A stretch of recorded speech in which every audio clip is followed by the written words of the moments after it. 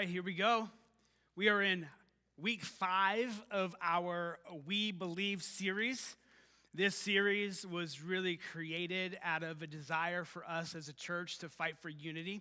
And in order to fight for unity, you gotta fight for, surround and unite around the things that the church has always believed since its beginning. Another reason why we jumped into this We Believe series is so that we can continue to hold on to truth. That's encouraged the Apostle Peter. He encouraged us just to hang on to the truth. Paul said it to Timothy when he was getting ready to stop apprenticing him because Paul knew his life was coming to an end. He told Timothy to hang on to truth. And another reason why we jumped into this series is so that those of us who are believers, we have the ability to communicate these truths that we believe. Like when we enter into spiritual conversations with people, we want to be able to articulate well.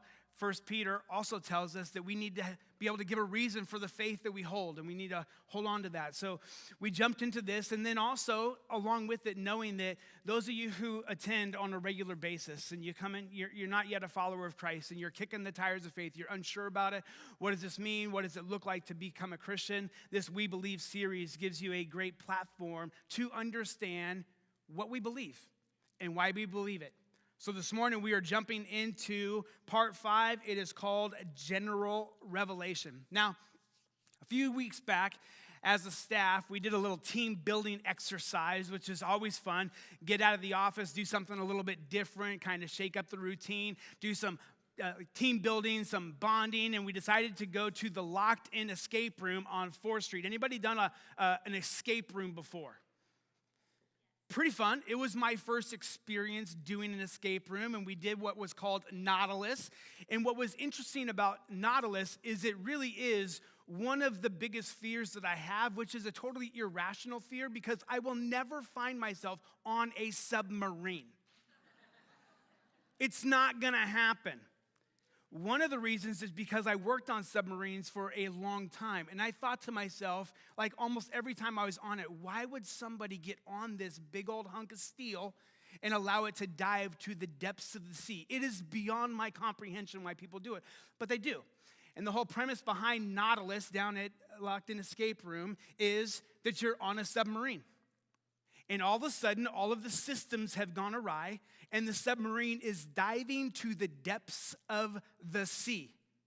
Terrifying, okay? That is an absolute nightmare.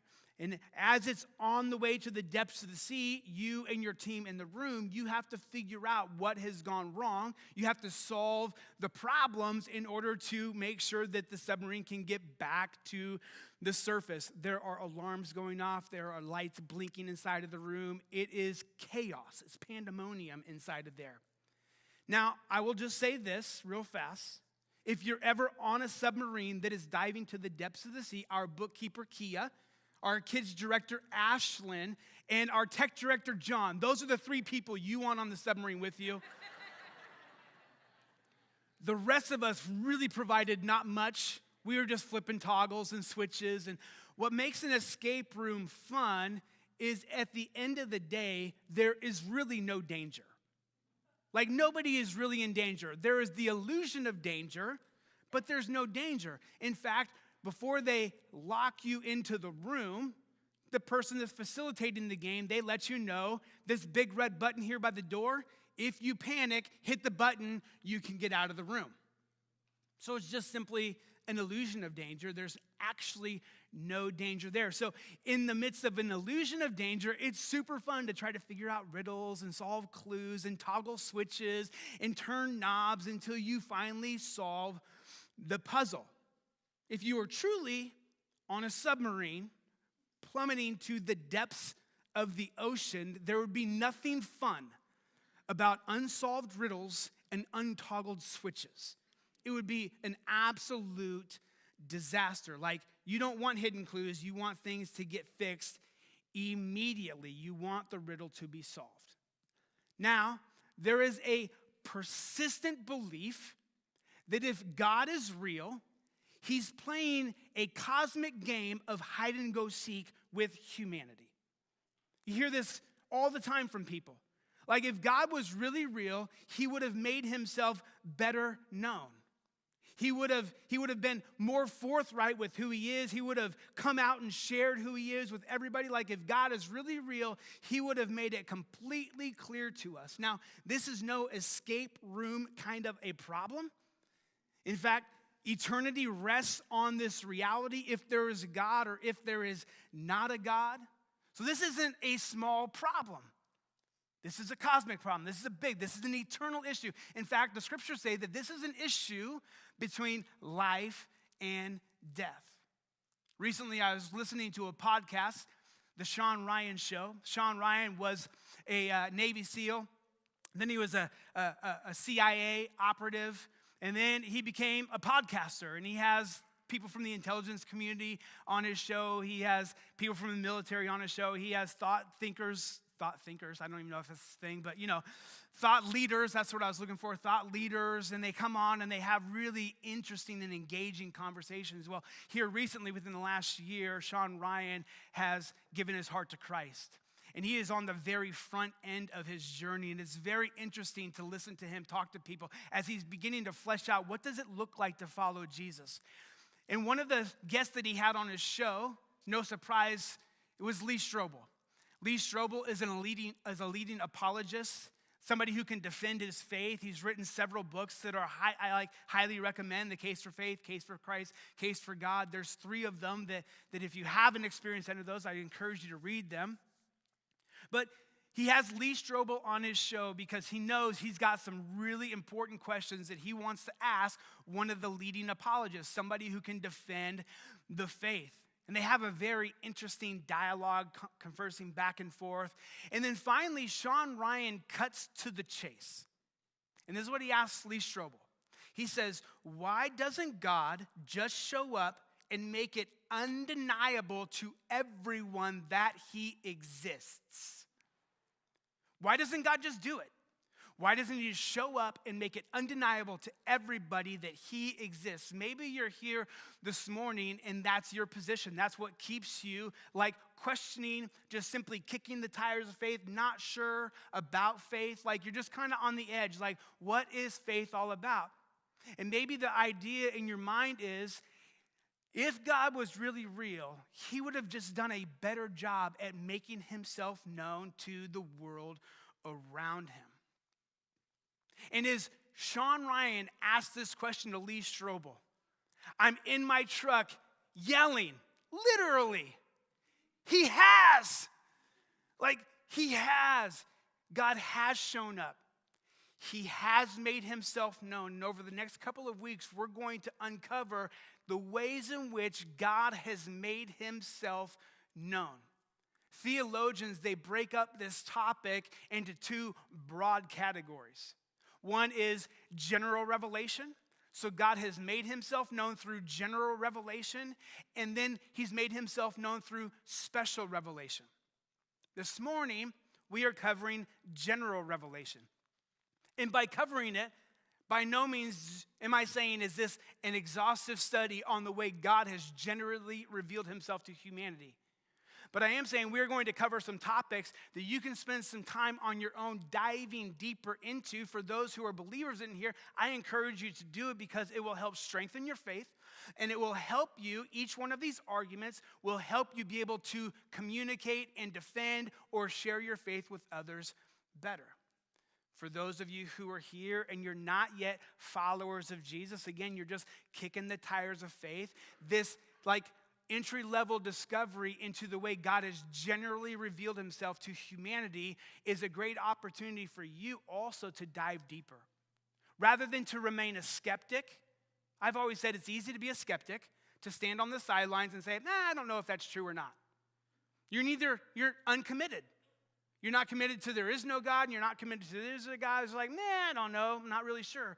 But if it's true that eternity depends on this, it would be worth your time digging into these 3 areas of discovery, the way that God has revealed himself to humanity. This morning, we can sum up our conversation together in this one statement. We believe God has revealed himself through creation, through conscience, and through common grace. So we believe God has revealed himself through creation, conscience, and common grace. We're going to take a look at Romans chapter 1 and chapter 2 this morning, portions of each of these two chapters. We spent a ton of time in Romans back over the summer, and we touched on these in broader topics of the morning's message. This morning we have an opportunity to dig just a little bit deeper into the text.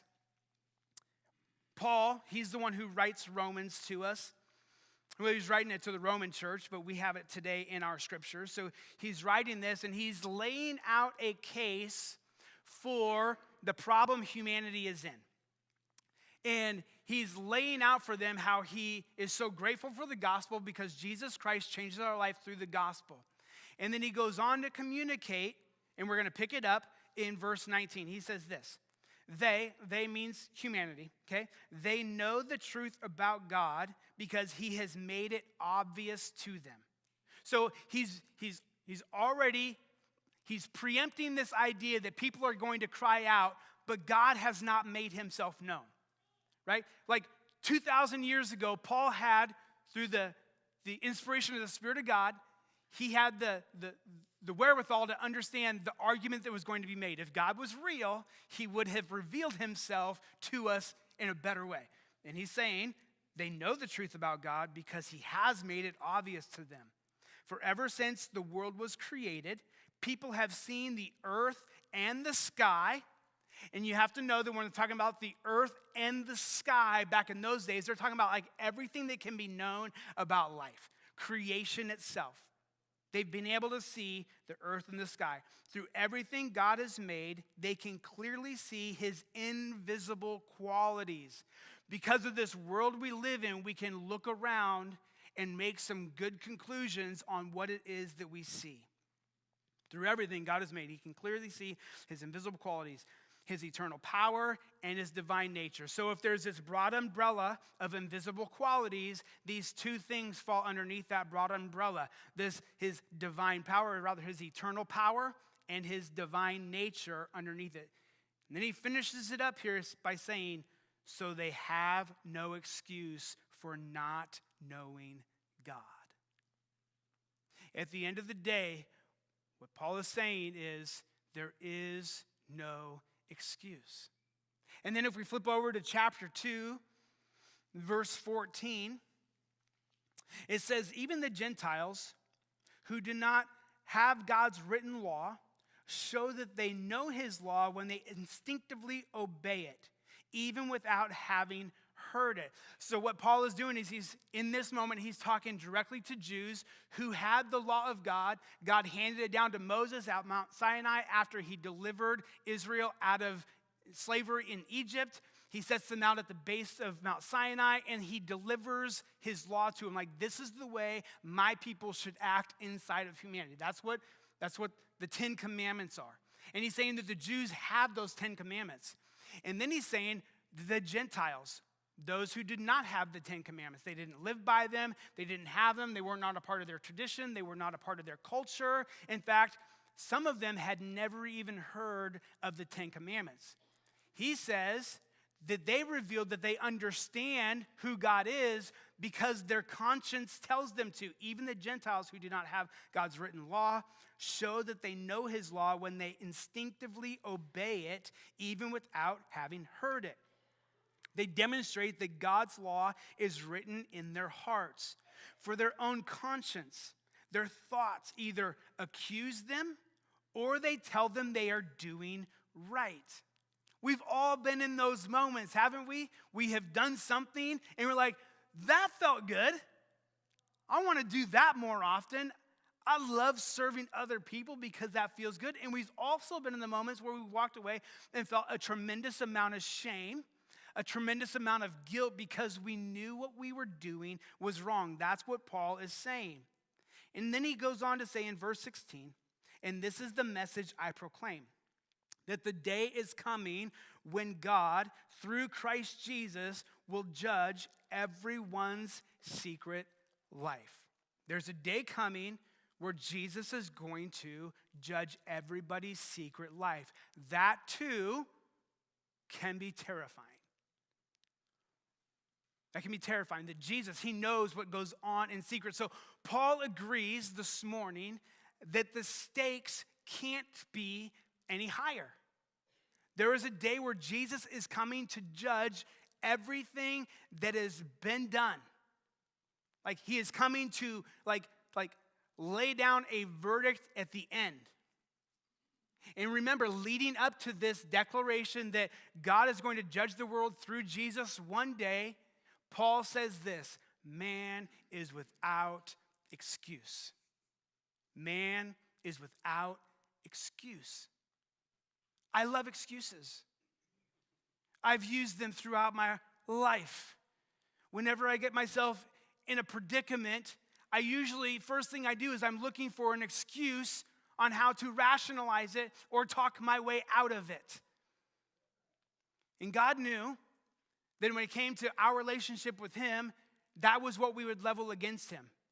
God just simply did not make himself well enough known. Why didn't he tell us? Why didn't he show us better? But Paul says, man is without excuse because since the creation of the world, God has made himself known. God made himself obvious. God has made himself obvious. In fact, God has made himself so obvious that even the oblivious can't say, well, God, I just didn't know. Maybe you can relate with this illustration. I've been pulled over before, a couple of times.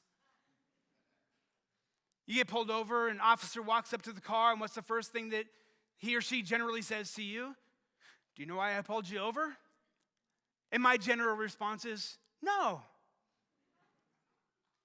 Now, it's been a long time since I've been pulled over, but no. Or, yeah, I was going a little fast. But there were times like, no, I'm not exactly sure why you pulled me over. Well, you were going 50 and a 35. To which the natural response is, oh, I didn't know it was only 35 miles an hour through there.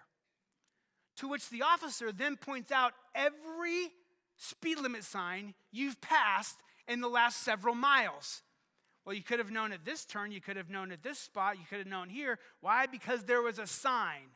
And the sign all the way along was telling you it is 35 miles an hour. So though I would love to declare ignorance because ignorance is bliss, the officer doesn't give me room for that because he's like, it was obvious.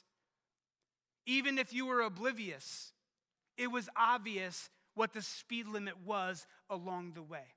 And that's what Paul is trying to communicate to us here in this text, is that man is without excuse.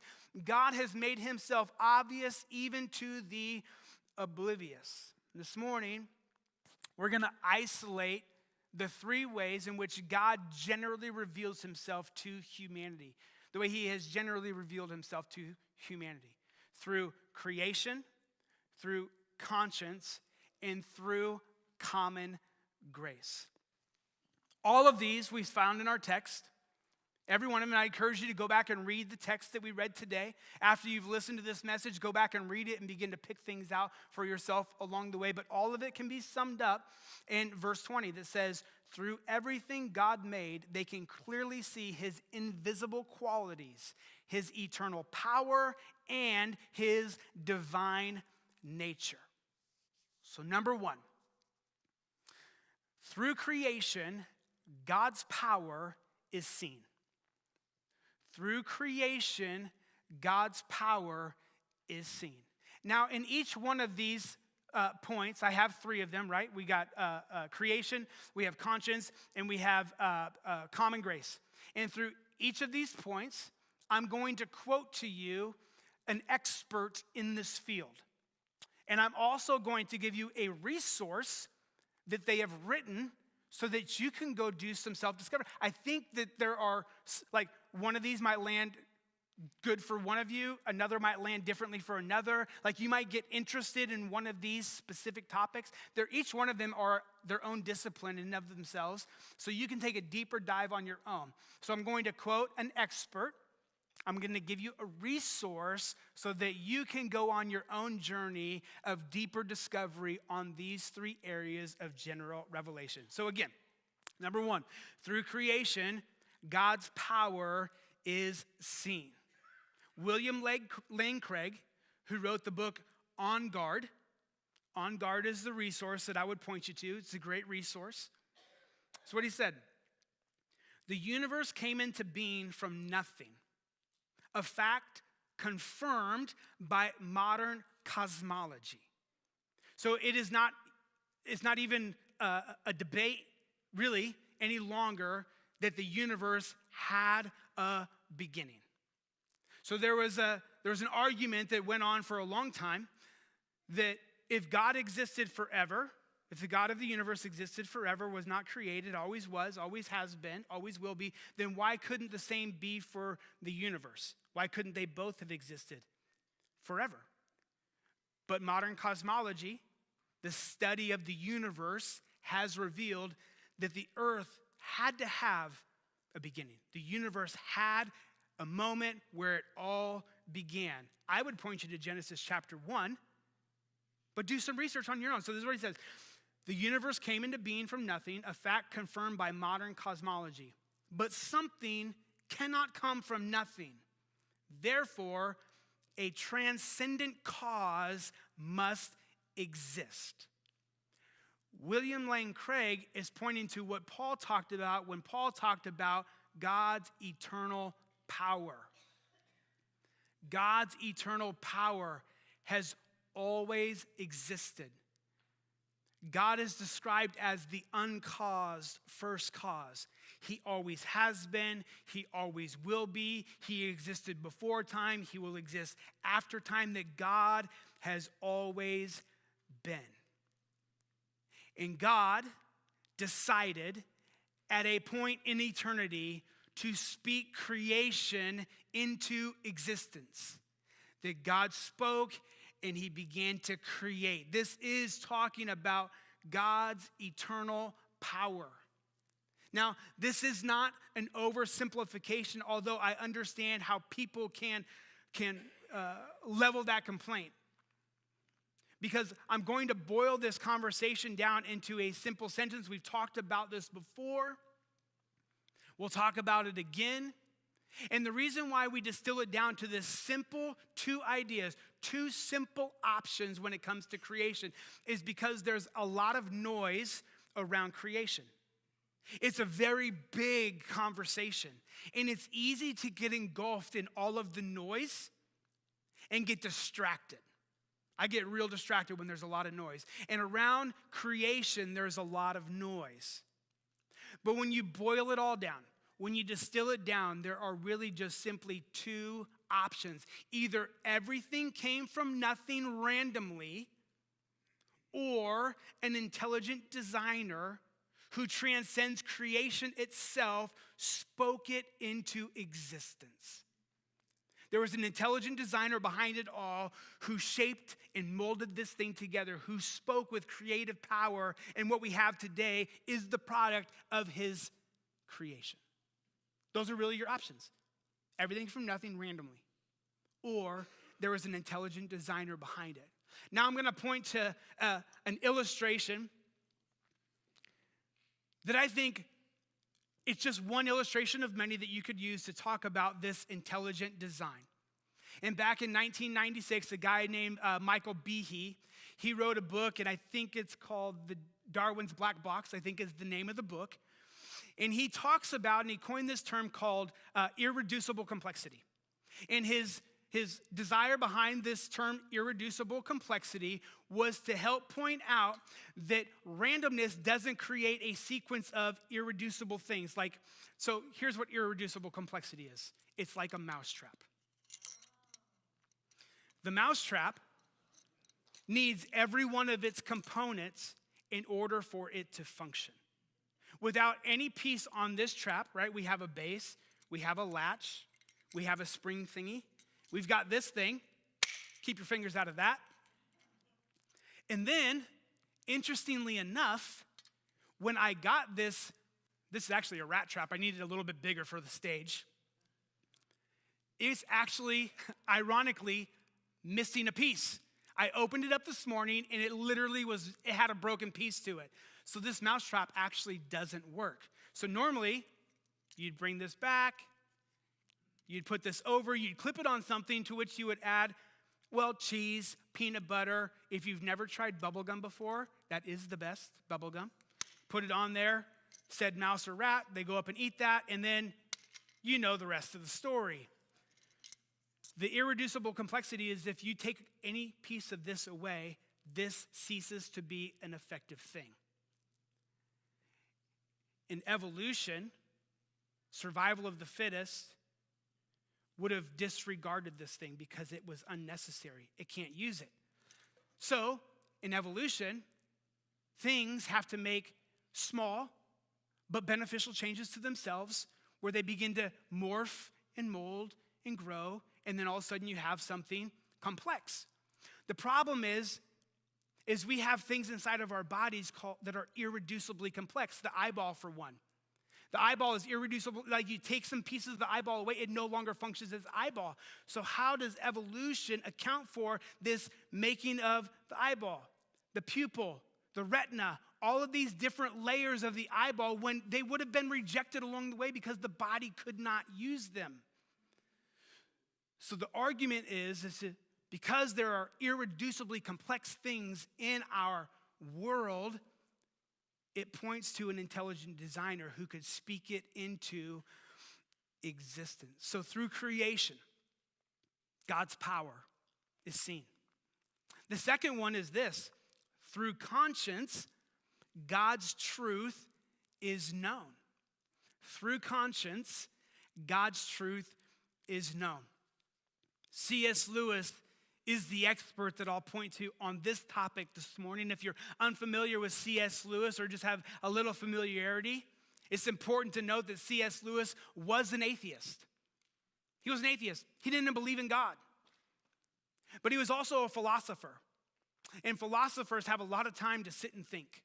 And they try to wrap their minds around the biggest questions, and they try to get answers and try to figure them out philosophically. And if you've never read C.S. Lewis, I encourage you to do it. It is a tough read, I'm not going to lie. For one, he's from the UK. They just write differently than we do. Two, he's old, and they write differently than we do too also. But Mere Christianity is a great book to read if you want to slow yourself down and really think through this concept of how conscience points to God's truth. Conscience makes God's truth known. And this is what C.S. Lewis said on this topic.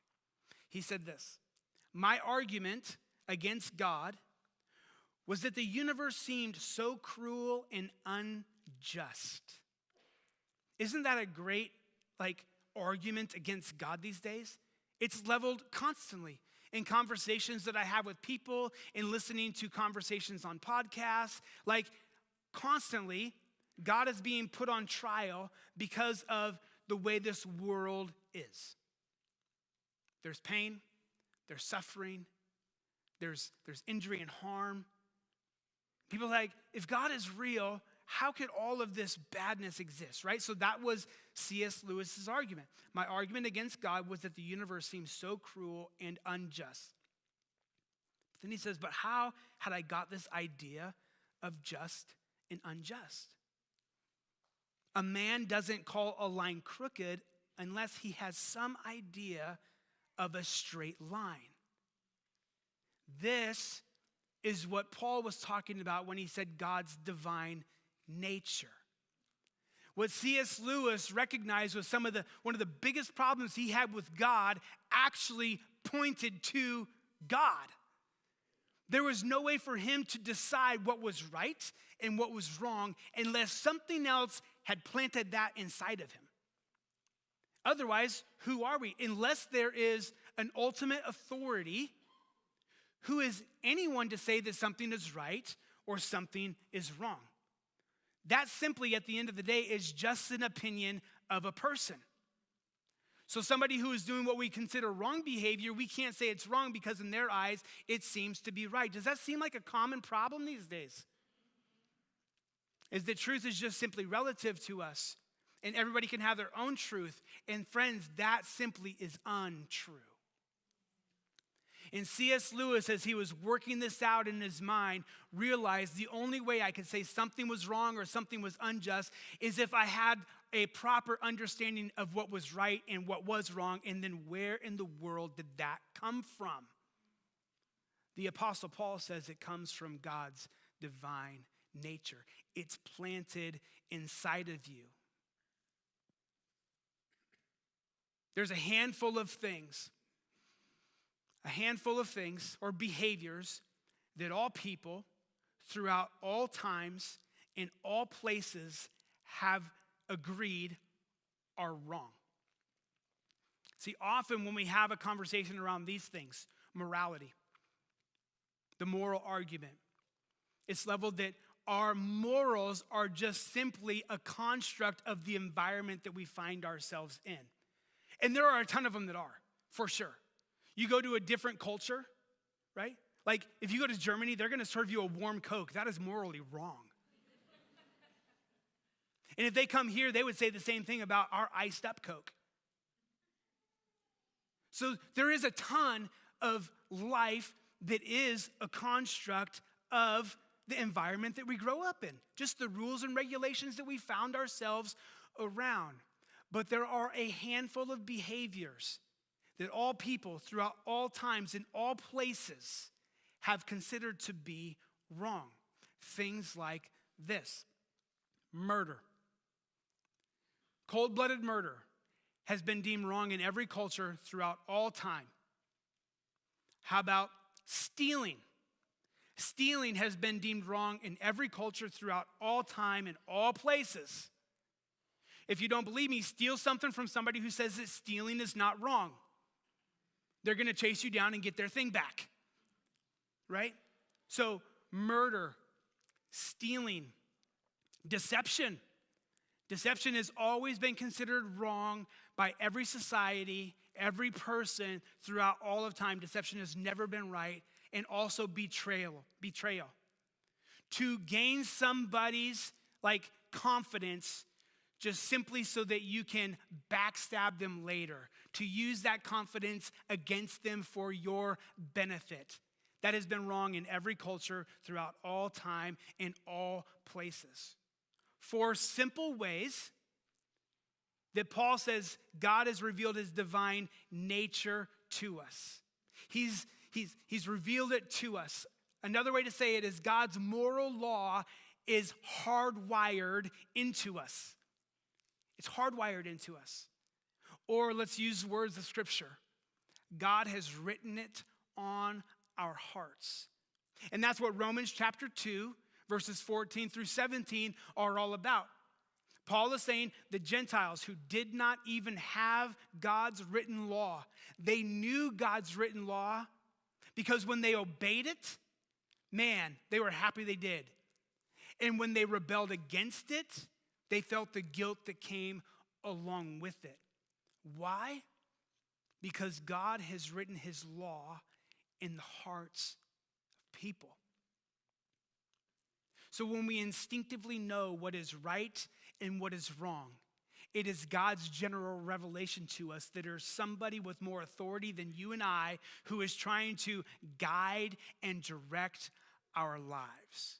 So number 1, through creation, God's power is seen. Number 2, through conscience, God's truth is known. And number 3, through common grace, God's goodness is shown. Through common grace, God's goodness is shown. Abraham Kuyper wrote the book Common Grace. In fact, it's a 3-volume set. So he had a lot to say about this topic of common grace. This is what he says. Even in fallen humanity, God restrains the full force of sin, allowing justice, morality, and creativity to persist in the world. Even in fallen humanity, God restrains the full force of sin. We have the ability to look around the world and say things are not right. Things are off. Things are challenging, right? It's like, this can't be the way it has to be, right? So even inside of that reality that there is sin present, God restrains the full force of sin. So we don't see all that would be if God completely removed his hands and said, just have at it all on your own. He allows justice. We have laws that keep criminals in check. Morality, this hardwire into us morality, understanding what's right and what's wrong. And creativity, the ability to enjoy this world around us. Like God still allows these things to persist in the world, part of his divine nature. And I'm so grateful that he does. Our capacity to love, to enjoy life, to experience awe, to laugh, to create, to find contentment, whether we acknowledge God or not, is evidence of God's common grace. Everything that we experience that is good and beautiful and lovely and wonderful, the things that we want more and more of, those exist because of the common grace of God, whether we worship him or not. The scriptures say that God causes the sun to rise and fall, the rain to shine, the rain falls, okay? So God causes the sun to shine and the rain to fall on the just and the unjust alike. Now, being raised in Western Washington, I always thought that the sun was the good and the rain was the bad, because I just hated rain. But the reality is both the sun and the rain are needed for growth. And God, and what the psalmist is saying is that God gives good gifts to humanity in what's called common grace. A way to define common grace is this: God's unmerited favor given to all people, not just believers. Not just believers. I've been in conversations with people who are not yet followers of Jesus. And they're like, man, life's pretty good. Like, I don't follow Christ. I don't think that I need to, because life is, it's really good. And their thought is this is fine. Like, if this is bad it gets, I'm cool with that. No big deal. But what they fail to recognize is they're still experiencing the common grace of God. That God is still giving them good gifts, even though they don't recognize him as God. Another way to say it is like this: the world that we currently experience right now, for the believer, this is as bad as it gets. This is as bad as it gets. Eternity is going to look so much better. For the unbeliever, what we're experiencing right now, this is as good as it gets. It doesn't get anybody from here. Because what the scriptures tell us is, in eternity, those who have rejected Christ will spend eternity separated from God completely. Completely separated. No common grace. The inability to love and to be loved. The inability to be in awe and to live and to love and to laugh. To create, to be in awe of anything. All of that will be gone in eternity. Why? Because God's common grace will be removed. And again, I say that's why this is not just an escape room kind of a problem. This is an eternal issue with eternal consequences. And that's why we should pause and reflect on the goodness of God, who has revealed himself. Because for every one of us in this room and for those listening online, none of us are with excuse. Like, we have no excuse to not know there is a God who created it all. Now, as we close things up here, I want to point out there are good arguments, good counter arguments for everything that I've presented today.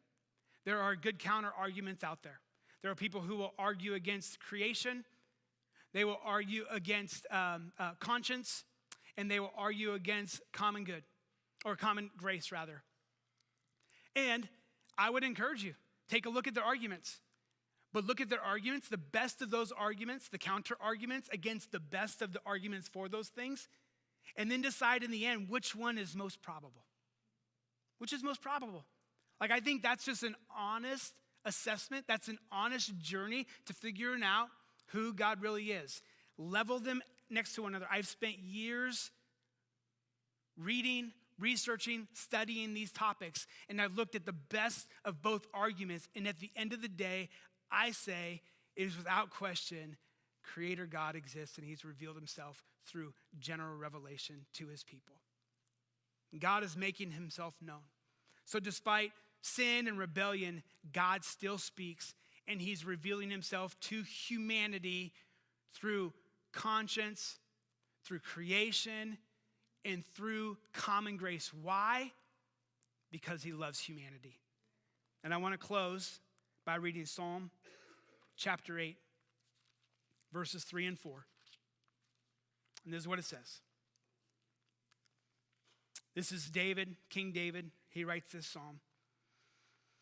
He says, when I look at the night sky and see the work of your fingers, the moon and the stars you set in place, what are mere mortals that you should think about them? Human beings that you should care for them. The psalmist recognized the absurdity of the creator of the universe caring one iota about a rebellious humanity. But he does. And he's revealed himself because he wants to be in a relationship with each one of us. Would you stand to your feet this morning? As you stand, I've got two takeaways. One, memorize and internalize our we believe statement. And number two is this: take time to recognize and respond to God's general revelation this week. Okay? So take time to recognize it and then respond to it. For those of you who are believers, spend time in worship of God because of the way he's revealed himself through those three areas. For those of you who are not, respond, my hope is, by surrendering your life to Christ in a transformational way. If you want to have a conversation about that, let's talk out in the lobby. I'd love to talk with you about what it looks like to follow Jesus with your lives. So, Father, thank you so much for your word. It is a blessing to us. Let it transform our lives because of what we've heard today. Do a work in us, Jesus, in your precious name. Amen. Well, friends, thanks again for carving out part of your weekend to spend with us. Hope you have a fabulous week this week. If today's been beneficial for you, I hope that you come back next week and bring somebody with you. Have an awesome day.